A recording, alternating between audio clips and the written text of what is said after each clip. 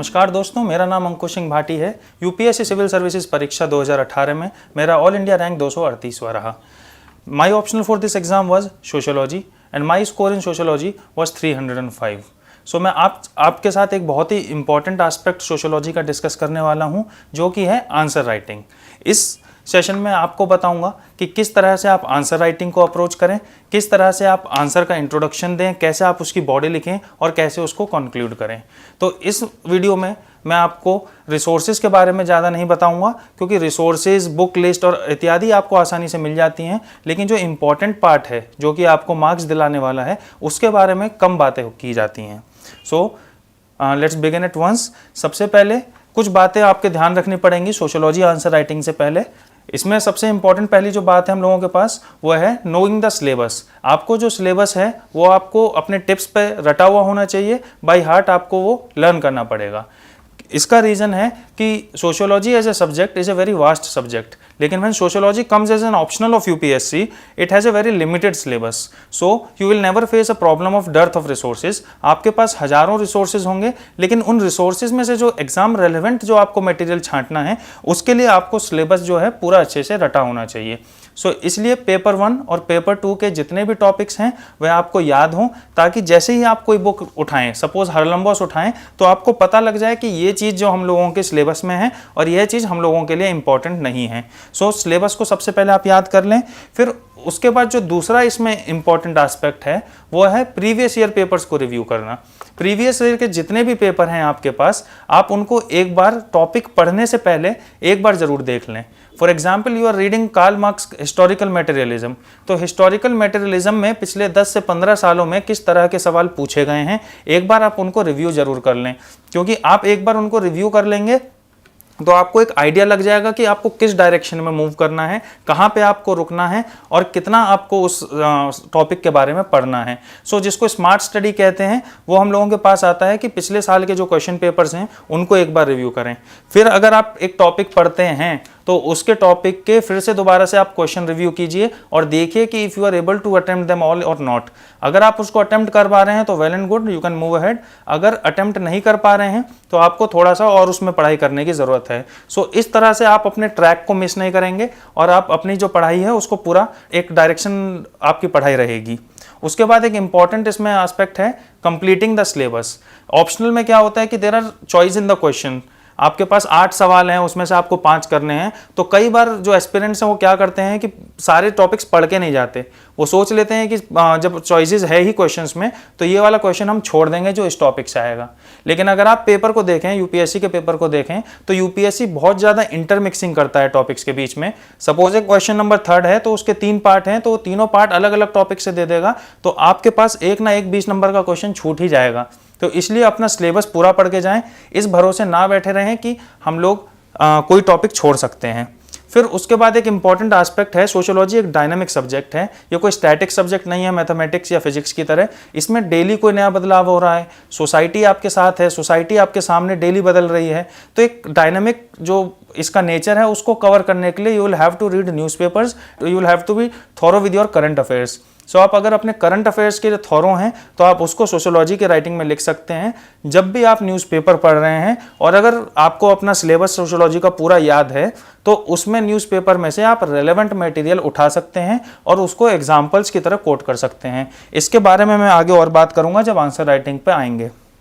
तो ये कुछ एक बातें हैं जो आपको आंसर राइटिंग करने से पहले ध्यान में रखनी है। अब अगर बात करें आंसर राइटिंग की, तो इसमें कुछ सारे हम लोगों के पास इंपॉर्टेंट चीज़ें हैं। सबसे पहले जो इसमें सबसे इंपॉर्टेंट है, that is choosing the questions. अब जैसा कि मैंने आपको कहा कि आपके पास कुछ चॉइसेस होते हैं क्वेश्चंस में। आपके पास 8 क्वेश्चन है, आपको उसमें से 5 करने हैं। तो your choice of the question will determine your final marks in sociology. क्योंकि कुछ लोग कोई 5 क्वेश्चन करते हैं, इजीएस्ट 5 क्वेश्चंस कर लेते हैं, कुछ लोग थोड़े से डायनामिक क्वेश्चंस को लेते हैं। तो my suggestion in this would be, whenever you have an option of choosing between a dynamic question or a conventional question, choose a dynamic question over a conventional one। मतलब कि अगर आपके पास कोई भी क्वेश्चन ऐसा है जो पिछले 15-20 सालों से आया जा रहा है, जो 40 साल पुरानी थ्योरी पे बेस्ड है, सपोज जैसे कि कार्ल मार्क्स का हिस्टोरिकल मटेरियलिज्म की हम बात कर रहे थे, तो ये कन्वेंशनल क्वेश्चन होता है। इसमें अगर आप इसके ऊपर आंसर लिखेंगे तो बाकी अन्य बच्चे भी इसी के ऊपर आंसर लिख रहे हैं, वही सेम आंसर आप लिख रहे हैं, वही वो बच्चे लिख रहे हैं, जो एग्जामिनर है वो भी पिछले 40 सालों से वही आंसर पढ़ते आ रहा है, तो उसको इतना इंटरेस्ट नहीं जाग पाएगा उस सवाल में। लेकिन अगर आप डायनेमिक टॉपिक लिखेंगे, जैसे कि इस साल के पिछले साल के 2018 के पेपर में एक #MeToo पे एक सोशियोलॉजी में क्वेश्चन आया था। #MeToo एक ऐसा सवाल है जो किसी भी सोशियोलॉजी की किताब, किसी भी सोशियोलॉजिस्ट ने अभी तक डिस्कस नहीं किया है। तो यह सवाल आपके लिए नया है और आपके जो एग्जामिनर हैं उनके लिए भी नया है। तो नया सवाल देख के हर किसी के अंदर जिज्ञासा जागती है कि इसमें थोड़ा सा इंटरेस्ट लेके उसको पढ़ते हैं। तो इसलिए आपका जो आंसर है उसमें आप पढ़ पाए, वो आप उसमें अपना इंटरेस्ट एग्जामिनर का जगा पाएंगे। दूसरी बात, अगर आप एक डायनेमिक आंसर लिखते हैं तो it gives you a canvas to write your own view points, write your own ideas. It is giving you space to express your ideas about the topic, क्योंकि इसमें कोई डिफाइंड डेफिनेशंस तो है नहीं #MeToo की। तो आप जो लिखेंगे वो आपका व्यू पॉइंट होगा, आपके अपने आइडियाज होंगे। तो इसलिए आपके इसमें डायनेमिक क्वेश्चंस करने की कोशिश कीजिए। दूसरी बात जो इसमें इंपॉर्टेंट है वो है कंप्लीट द क्वेश्चन पेपर।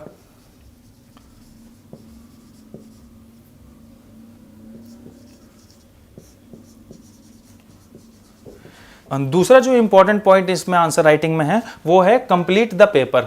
अगर आप फाइनल लिस्ट देखेंगे तो उसमें आपको मिलेगा कि 1-2 नंबर में ही 20-30 रैंक्स का फर्क आ रहा है। तो हर एक मार्क इस एग्जाम में आपके लिए बहुत इंपॉर्टेंट है। और ऐसे में अगर आप 20 नंबर का एक क्वेश्चन छोड़ देते हैं जिसमें आप 10 से 12 नंबर स्कोर कर सकते थे, तो आप लिस्ट में आने के सपने भी छोड़ सकते हैं। तो इसलिए आपको जरूरी है कि आप पूरा पेपर कंप्लीट करें, जितने भी क्वेश्चन उसमें रिक्वायर्ड हैं आप उसको पूरा करें। और इसमें सबसे बड़ी बात क्या है सोशियोलॉजी में, कि सोशियोलॉजी में कोई भी चीज़ करेक्ट या रॉन्ग नहीं होती। There is no black and white in sociology. पूरा sociology is a grey area. तो जो भी आप लिखेंगे अगर आप उसको अच्छे से सब्सटेंशिएट कर सकते हैं, एग्जाम्पल्स दे सकते हैं, थिंकर्स कोट कर सकते हैं, तो वह आंसर सही होगा। तो अगर आपको लगता है कि कोई आंसर, कोई टॉपिक आपने नहीं पढ़ा है, आपको उसमें फिर भी अटेम्प्ट करना चाहिए। उसमें थिंकर्स आपको अपने दिमाग से कोट करने चाहिए, ताकि उसमें कुछ तो मार्क्स मिलेंगे, 5 से 6 मार्क्स भी मिलेंगे। तो it will create a whole lot of difference in the final list. अब इसमें हम लोगों के पास एक और इंपॉर्टेंट एस्पेक्ट है कि do not bombard with facts and figures. तीसरा इंपॉर्टेंट पॉइंट है, सिर्फ फैक्ट्स एंड फिगर्स जो है हम लोगों के पास आपको नहीं लिखना है। जितना भी फैक्ट एंड फिगर्स है आपका, वो आपकी थ्योरी, आपके आंसर को सब्सटेंशिएट करने के लिए इस्तेमाल होता है, ना कि वह सिर्फ फैक्ट एंड फिगर्स पे बेस्ड आंसर लिखने के लिए। आप एक सोशियोलॉजिस्ट जो आपका पेपर चेक कर रहा है, he is a subject expert. You can't impress a subject expert with fact, figures, theories etcetera, क्योंकि the same thing he has been reading from the last 40 years. सो आप उसको फैक्ट एंड फिगर से impress नहीं कर सकते। You can impress them with your understanding of the subject, with your application of the theories into day-to-day life examples, writing about your viewpoints and your ideas, उससे वो आपका Impress हो सकता है। फैक्ट एंड फिगर से कभी भी Impress नहीं होगा। तो इसलिए आपको ज़रूरत नहीं है कि आप उसमें सिर्फ फैक्ट, फिगर्स और थिंकर्स के बारे में कोट करते रहें। फॉर एग्जाम्पल, कोई रिलीजन पे अगर सवाल आता है तो आपको उसमें और भी चीज़ें लिखनी है थिंकर्स के अलावा, कि मैक्स वेबर ये कहता है, कार्ल मार्क्स ये कहता है और डर्कहाइम ये कहता है। ये सब लिखने के बाद अगर आप कंक्लूड कर देते हैं तो ये आंसर कंप्लीट नहीं माना जाएगा। आपको आंसर में एक नैरेटिव डेवलप करना है। Develop a narrative. जब भी आप आंसर लिखते हैं तो उसमें एक नैरेटिव आपको डेवलप करना है। वो हम बात करते हैं कि आपको एक नैरेटिव कैसे डेवलप करते हैं एक आंसर लिखते टाइम। सबसे पहले तो आप इंट्रोडक्शन से स्टार्ट करेंगे। इंट्रोडक्शन जो है एक बहुत ही जर्नलिस्ट इंट्रोडक्शन होना चाहिए। इसमें ना ही थिंकर आएंगे और ना ही आपका व्यू पॉइंट आएगा। कोई भी आप में इसमें थिंकर या व्यू पॉइंट या फैक्ट वगैरह को कोट करने की ज़्यादा ज़रूरत नहीं है। एक बहुत ही जर्नल सा इंट्रोडक्शन आप इसमें लिख सकते हैं। उसके बाद जो सबसे मेन इंपॉर्टेंट चीज़ है, that is body of your answer. Body का क्या मतलब है कि आपको सबसे पहले इसमें थोड़ा सा अपना व्यू पॉइंट्स लिखना है, अपने आइडियाज़ लिखने हैं और अपनी अंडरस्टैंडिंग अबाउट द टॉपिक लिखनी है। इसमें एक चीज़ कॉशन है कि आपका व्यू पॉइंट मतलब आपका किसी टॉपिक को लेकर स्टैंड या आपकी आइडियोलॉजी नहीं है।